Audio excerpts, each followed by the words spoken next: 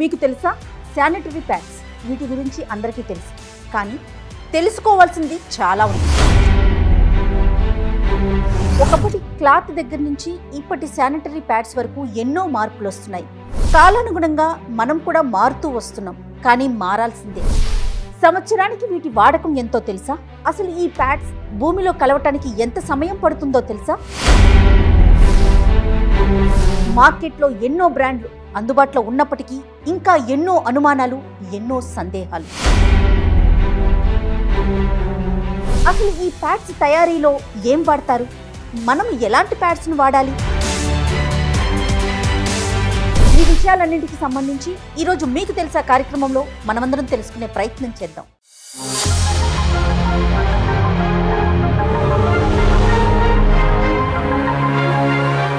Comfort జోన్లో నుంచి జాగ్రత్త, ఇలా ఉండాలి, లేకపోతే శృతి మించితే చాలా పెద్ద పెద్ద రోగాలు వచ్చేసే స్థితికి వచ్చేసి వాళ్ళ బాడీని వాళ్ళు కేర్ తీసుకోరు. ఫస్ట్ పాయింట్, మిగతా అంతా చూసుకుంటారు, వరల్డ్ మొత్తాన్ని రూల్ చేయగలుగుతారు, కానీ వాళ్ళ బాడీ ఏంటి, వాళ్ళ పరిస్థితి ఏంటి అన్నది ఈరోజు కూడా వాళ్ళు టైం ఇవ్వరు. ఏంటో మాట్లాడకూడని విషయంగా ఇంత మోడర్న్ కాలంలో 24లో ఉన్నాం మనము. ఇంత కంఫర్ట్ జోన్లోకి వచ్చాము. నాప్కిన్స్ దాటి ఇంకా ముందుకు వెళ్ళి మా చిన్నతనంలో కూడా ఉన్నాయి కేర్ ఫ్రీ లాంటివి, ఒక ప్రత్యేకమైన పేరు ఉన్నవి కనిపించేవి. అప్పుడు అక్కడక్కడ వాడకం కూడా ఉండేది. అప్పుడు దీనికి ఇంత ఖరీదు పెట్టాలన్న ఊహలు కూడా చేసేవాళ్ళం. ఇప్పటికీ ఇలాంటి ఇష్యూ, అంటే పీరియడ్స్ వల్ల వచ్చే ఇబ్బందుల్ని డిస్కస్ చేయడానికి కూడా ఇబ్బంది పడుతున్న వారిని చూస్తున్నారా? పీరియడ్స్ అనే కాదు, ఎనీ ఫీమేల్స్ వాళ్ళకు ఉన్న ప్రాబ్లమ్ని చెప్పుకోవడానికి ఇంట్లో వాళ్ళకి చెప్పరు, అటు డాక్టర్ దగ్గరికి తీసుకెళ్ళమని అడగరు, వాళ్ళకి వాళ్ళు రారు. ఒక ప్రోడక్ట్ వచ్చినప్పుడు దాని కాంప్లికేషన్స్ని అంత వైడ్ రేంజ్లో చూడడం కంటే దాని డూస్ అండ్ డోంట్స్ తెలుసుకొనేసి ఇన్నర్ పార్ట్స్ విషయంలో కూడా ఓసిడిని ఫాలో అవుతున్నారు. ఎక్కువ వాష్ చేస్తారు జయ. మజ్జిగ అలాంటి వాటితో కూడా డూస్ చేస్తారు జయ. ఏదైనా కూడా ఎక్కువ గంటలు దేన్నైనా మన శరీరానికి అంటించి ఉంచడం ఎప్పుడూ సేఫ్ కాదు. ఈ ఎపిసోడ్ని స్పాన్సర్ చేస్తున్న వారు మెడిసి హాస్పిటల్స్. నమస్తే రమ్మగారు. నమస్తే జయ. పీరియడ్స్ ప్రతి ఆడపిల్లకి ఈ పదం తెలుసు. చిన్న వయసులోంచే పీరియడ్స్ మొదలైపోతూ ఉంటుంటే పిల్లలు దాన్ని హ్యాండిల్ చేయటం కానీ, దానికి పడే ఇబ్బందులు కానీ, కేర్ కానీ చాలా అవసరం అనిపించిందండి. చాలా వీడియోస్ మన ఇద్దరం మాట్లాడుకున్నాం, కానీ సైంటిఫిక్గా మాట్లాడితే ఇంకా బాగుంటుంది అనిపించింది రమ్మగారు నాకు. అందుకని ఈరోజు మనతో పాటుగా స్టూడియోలో senior gynaec oncologist doctor Sridevi గారిని ఇన్వైట్ చేశాను. నమస్తే శ్రీదేవి గారు. నమస్తే. నమస్తే. సీనియర్ డెర్మటాలజిస్ట్ డాక్టర్ వినోదిని గారు. నమస్తే వినోదిని గారు. ఎస్, ఒక్కసారి అంటే సైంటిఫిక్గా ఎలాంటి ఇబ్బందులు ఉంటాయి, ఎలాంటి ప్యాడ్స్ని వాడాలి, ముఖ్యంగా పిల్లలు ఎలాంటి జాగ్రత్తలు తీసుకోవాలి, ఈ అంశాల గురించి మనం ఒక్కసారి డిస్కస్ చేద్దామండి. రమ్మగారు, అసలు ఏం చేసేవారు ఇదివరకు రోజుల్లో? అంటే ఆ జనరేషన్లో ఇలాంటి ప్యాడ్స్ లేవు కదండి. అసలు అప్పుడు పద్ధతులు ఎలా ఉండేవి, ఎలా మెయింటైన్ చేసుకునేవారు? ఇది 10 సంవత్సరాల వయసు నుంచి 50 ఏళ్ళ దాకా, దాదాపుగా 40 సంవత్సరాల సుదీర్ఘ ప్రయాణం. పాతకాలంలో అయినా ఇప్పుడైనా కొంచెం అటు ఇటుగా ఇదే 40 ఇయర్స్ ఎవరికైనా తప్పదు కదా. అప్పుడంతా వస్త్రం క్లాత్ తోటే మేనేజ్ అయ్యేది. అయితే అప్పుడు కూడా ఏవో ఇన్ఫెక్షన్స్ వచ్చినాయని ఎవరో ఒకళ్ళకి రేర్గా ఎవరో ఒకళ్ళు, క్రమంగా అవకాశాలు పెరిగినాయి కదా, టెక్నాలజీ పెరిగింది, అవసరాలని బట్టి రకరకాల ఉత్పత్తులు వచ్చినాయి. మా చిన్నతనంలో కూడా ఉన్నాయి కేర్ ఫ్రీ లాంటివి, ఒక ప్రత్యేకమైన పేరు ఉన్నవి కనిపించేవి. అప్పుడు అక్కడక్కడ వాడకం కూడా ఉండేది. అప్పుడు దీనికి ఇంత ఖరీదు పెట్టాలన్న ఊహలు కూడా చేసేవాళ్ళం. దానివల్ల ఏమవుతుంది అనేది ఆనాడు ఆలోచన ఉండేది కాదు. అవకాశం దొరికిందని వాడుకునేవాళ్ళం. ఈ వాడకాల్లో ఏంటంటే అప్పుడప్పుడు శానిటరీ నాప్కిన్స్ వాడకం వల్ల వస్తున్న ఇబ్బందులు అనేది ఒక కాలం లాగా అక్కడక్కడ చదువుతుంది. అంటే ఎట్లా అయిపోయిందంటే రమ్మగారు, కంఫర్ట్ జోన్లో నుంచి ఎలాంటి జాగ్రత్తలు తీసుకోవాలి అనే సిచ్యువేషన్కి వచ్చేసింది. నాపీ ర్యాష్ రాదు చిన్నపిల్లలకి, అలాగే వీటి వల్ల కూడా వస్తాయి. కానీ డాక్టర్ల దగ్గరికి వెళ్ళకుండా అలాగే చస్తూ బతుకుతూ ఇప్పటికీ చాలా మందే ఉంటున్నారు. అంటే ఇవి వాడడం వల్ల ఏ రకమైన సైడ్ ఎఫెక్ట్స్ వస్తాయని కానీ అది ప్రపంచానికి పెద్దగా తెలియనివ్వకుండా, దీన్ని ఎలాగో పీరియడ్ అనేది ఒక దాచేలాంటి విషయమే, దాన్ని ఓపెన్గా మనం ఇవాళ కూర్చుని మాట్లాడతాం. కానీ ఎప్పటికప్పుడు ఆలోచిస్తాం, ఇది మాట్లాడాలా వద్దా, ఇది అసలు డిస్కస్ చేయకూడని మ్యాటర్ అనిపిస్తుంది. గోప్యంగా ఉంచుకునే విషయం కదా. చాలామంది వీటి వల్ల సమస్యలు వచ్చినా చెప్పరు.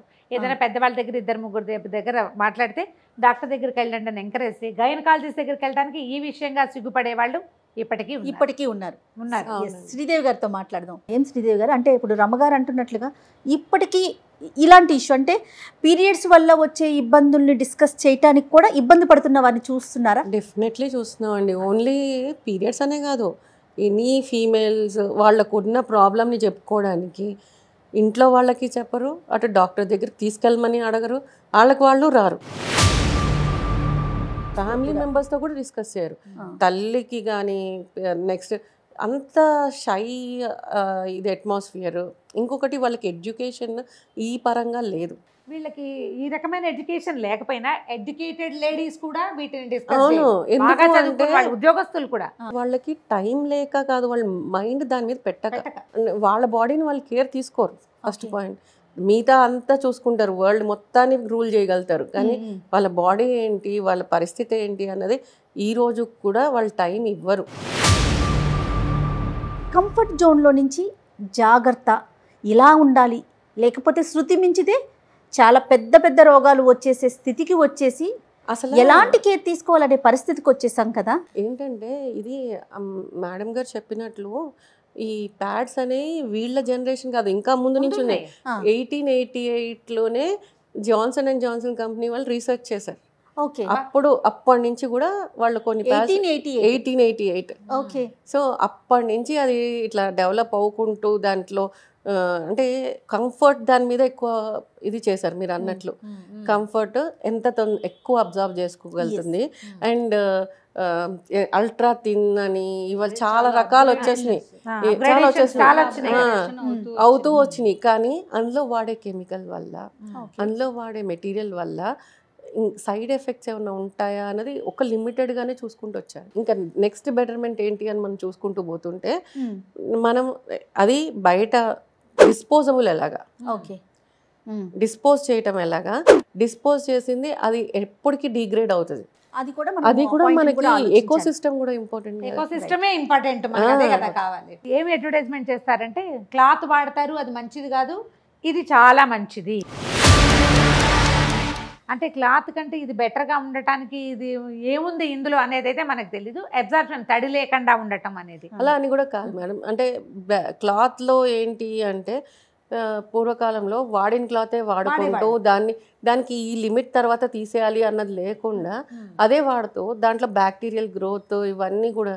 శ్రీదేవి గారు అనేది ఏంటంటే వాష్ చేయటం కానీ, లేకపోతే ఎండకి ఎండబెట్టడం కానీ, ఇలాంటి చోట ఇబ్బందులు ఉన్నాయి అనుకోండి, ఫంగస్ ఇన్ఫెక్షన్స్ రావడానికి అవకాశం ఉంది. రైట్. వినోదిని గారు మీరేమంటారు? అంటే సో క్లాత్ యూజ్ చేసినప్పుడు సరైన జాగ్రత్తలు తీసుకోకపోవటం, దాన్ని హైజీన్గా ఉంచుకోలేకపోవడంతో ప్యాడ్ దాకా, అంటే ఇది కొంచెం కంఫర్ట్ జోన్ ఎక్కువే, నెక్స్ట్ లెవెల్ అనుకోవాలి మనం ఇప్పుడు వాడే ప్యాడ్స్. దీని దాకా వచ్చేసరికి మీకు స్కిన్కి సంబంధించి ఎలాంటి ప్రాబ్లమ్స్ని చూస్తామండి మనం?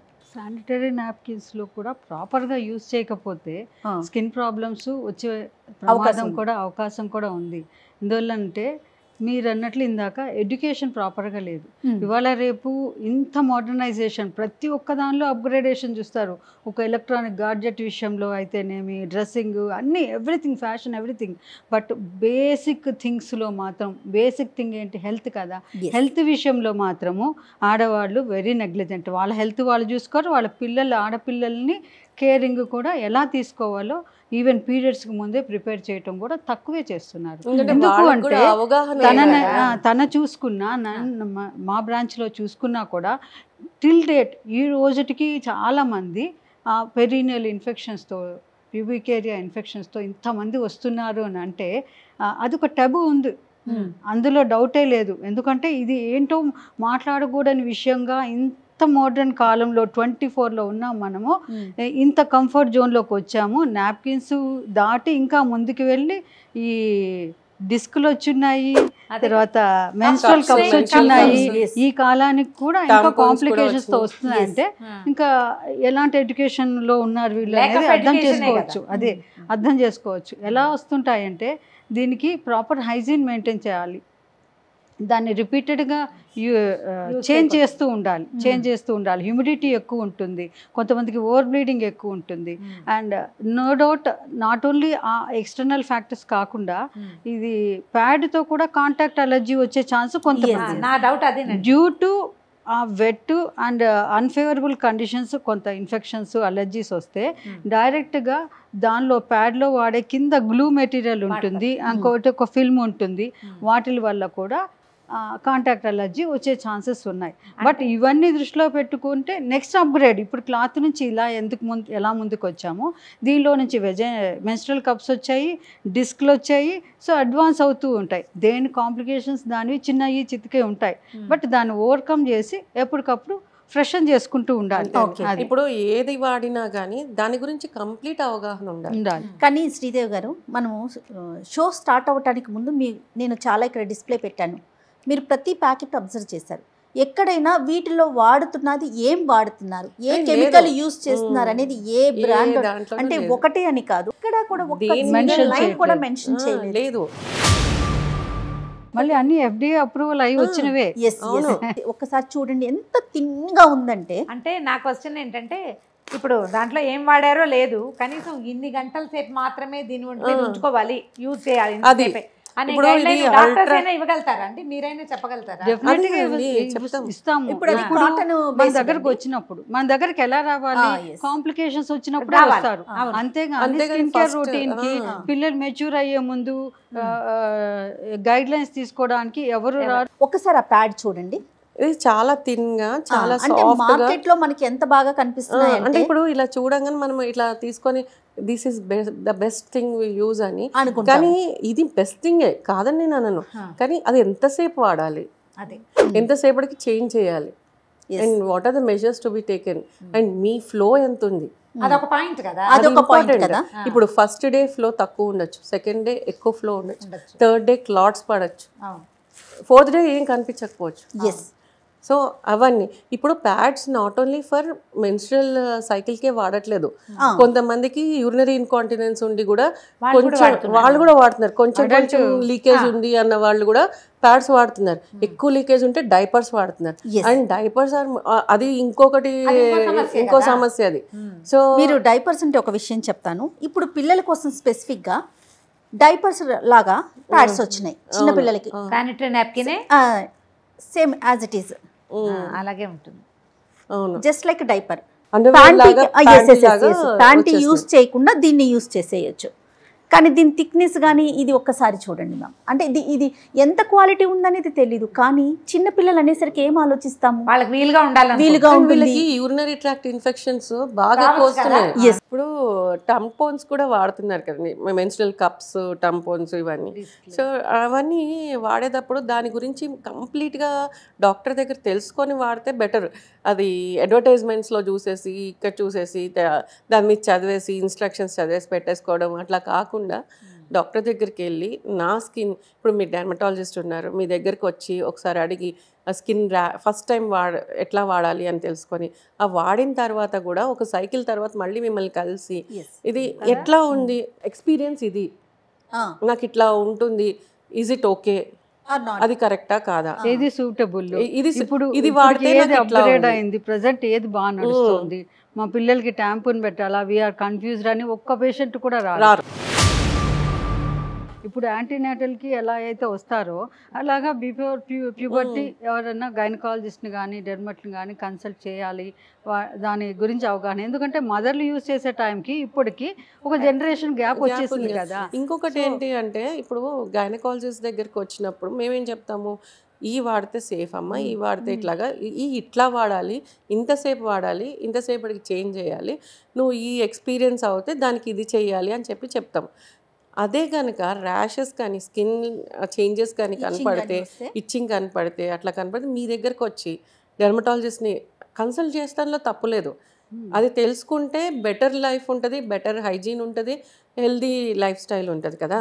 ఇట్లా చేసుకుంటూ and at the same time tampon miss అయ్యింది అని కూడా వస్తారు కొంతమంది, వెళ్ళిపోతాయా లోపలికి, అది పడిపోయినా వాళ్ళకి తెలియదు, ఒక్కోసారి తీసేయటం మర్చిపోతారు. తీసేస్తాం మర్చిపోయినప్పుడు ఈ టాక్సిక్ షాక్ సిండ్రోమ్ అనేది ఒకటి వస్తుంది, ఎస్టాబ్లిష్ అవుతుంది. ఎస్టాబ్లిష్. ఎలాంటి ప్రాబ్లం వస్తుందండి? మొత్తం అక్కడంతా పస్చులర్ లీజన్స్ అన్నీ వచ్చేస్తాయి.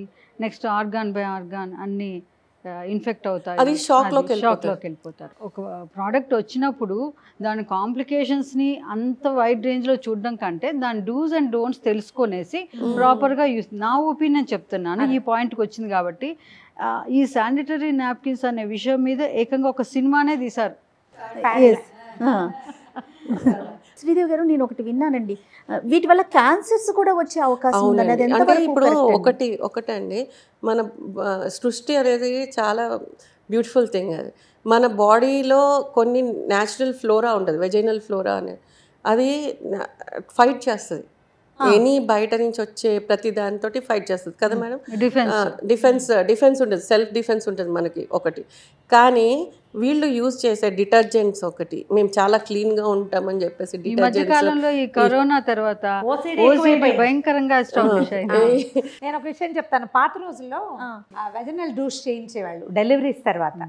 అయితే ఈ కొంతమంది ఒక రకమైన ఉద్రేకానికి లోనవుతారు. మజ్జిగ అలాంటి వాటితో కూడా డూష్ చేస్తారు. కాదు, నేను విన్నాను ఏంటంటే చాలా మంది పేషెంట్స్ వచ్చి చెప్తారు లెమన్ వాటర్ తోట, లెమన్ వాటర్, మజ్జిగ, వేప నీళ్లు, వీటితో దాంతో డెటాల్ వాటర్, కెమికల్ డెటాల్ తో కూడా కడుక్కుంటాం. అవన్నీ అంత హార్ష్ సబ్స్టెన్సెస్ కదా. సో న్యాచురల్ ఫ్లోరా అంతా అయిపోయి డ్రైనెస్ వచ్చి అక్కడ pH బ్యాలెన్స్ పోతుంది. అయితే ఈ ప్యాడ్స్ ఎక్కువసేపు ఉంచుకోవటం లేకపోతే హైజీన్ మెయింటైన్ చేయకపోవడంతో దానికి పిల్లలు కలగలేకపోవటానికి ఏమన్నా లింక్ ఉంటుందా? PID అంటారు, పెల్విక్ ఇన్ఫ్లమేటరీ డిసీజ్.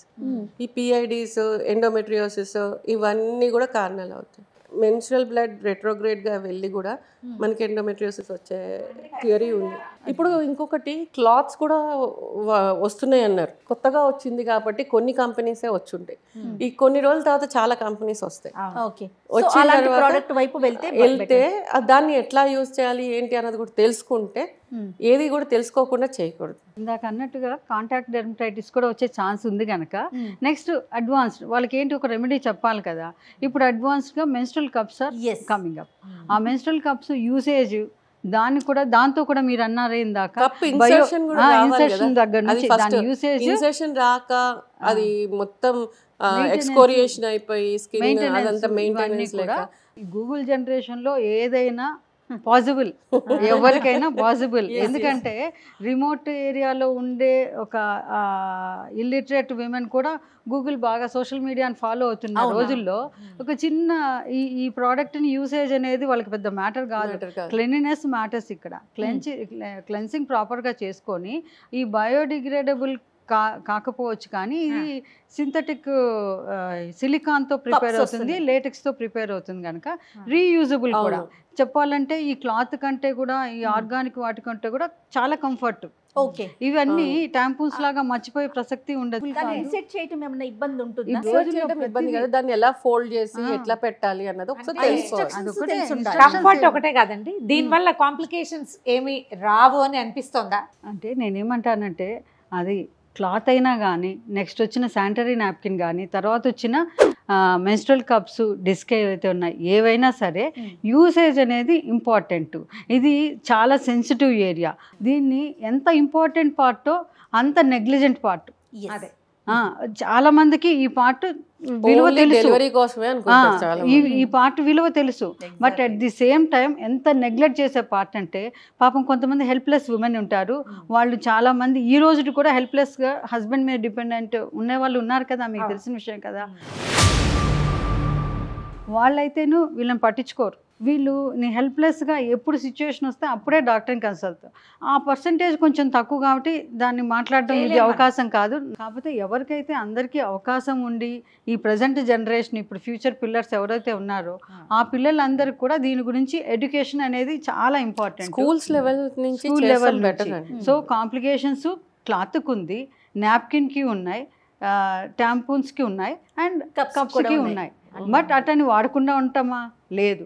దేనికి ఏది ఎవరికి సూటబుల్లో వాళ్ళు ఆ గురువులో ఫిక్స్ అయ్యి దాన్ని కంటిన్యూ చేసుకోవచ్చు. అంతేగాని ఒక కాంప్లికేషన్ వచ్చిందని బ్యాక్ వెళ్ళిపోలేం కదా. అది అనేది. అంటే ఇంకొకటి అండి, గవర్నమెంట్ కూడా ఒక రూల్ పెట్టాలి ఏంటంటే ప్రతి స్కూల్లో ఒక గైనకాలజిస్ట్ ఆర్ డెర్మటాలజిస్ట్ ఉండాలి. కనీసం నేను ఎప్పుడు బాధపడేది వాష్రూమ్స్, టాయిలెట్స్ ప్రాపర్గా ఉండటం అనేది Correct. అన్నిటికంటే ఫోర్మోస్ట్ థింగ్. అంటే మనకు yes. టెక్నాలజీ కంటే ముందు ఈ పిల్లలు ఎందుకు ఆపుకుంటున్నారు వెళ్లకుండా, చేంజ్ చేసుకోకుండా అంటే అది టాయిలెట్ టాయిలెట్స్ లేకపోవటం. నేను ఒక డాక్టర్ ఎందుకు అంటున్నాను అంటే పిల్లలకి ఆ షైనెస్ అప్పటి నుంచి పోతుంది. కొన్ని స్కూల్స్ని రిక్వెస్ట్ చేసి నేను వెళ్ళిన రోజులు ఉన్నాయి. అండ్ ఆర్ఫనేజెస్ అది వెళ్ళి తీసుకొని చెప్పి చేసిన రోజులు, వాళ్ళతో కూర్చుని పిల్లలతో వాళ్ళతో ఆడుతున్నట్లు ఆడి మాట్లాడి వాళ్ళకి ఇంట్రెస్ట్ క్రియేట్ చేసి నెక్స్ట్ టైం నేను వచ్చేసరికి వాళ్ళు ఎదురు చూస్తుండేది అట్లా చేసుకుని చేసిన రోజులు.